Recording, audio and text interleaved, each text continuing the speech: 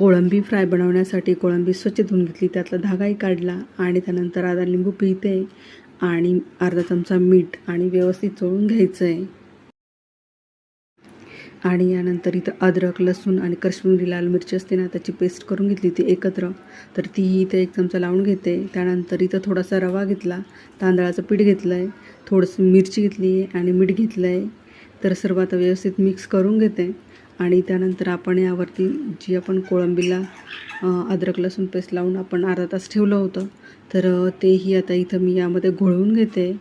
आणि त्यानंतर तव्यावर तेल टाकायचं आणि त्यावरती कोळंब्या ठेवायच्या आणि दोन्ही साईडनी पण व्यवस्थित अशा गोल्डन ब्राऊन होईपर्यंत आहे ना तळून घ्यायचं आहे. तर इथं तेलही कमी लागतं, कारण डीप फ्राय केलं तर तेल जास्त लागतं आणि तव्यावर शॅलो फ्राय केल्या तर तेल कमी लागतं. तर मी आता सर्व कोळंबी ना अशा पद्धतीने फ्राय करून घेते आणि मस्त अशी कोळंबी फ्राय तयार झाली आहे.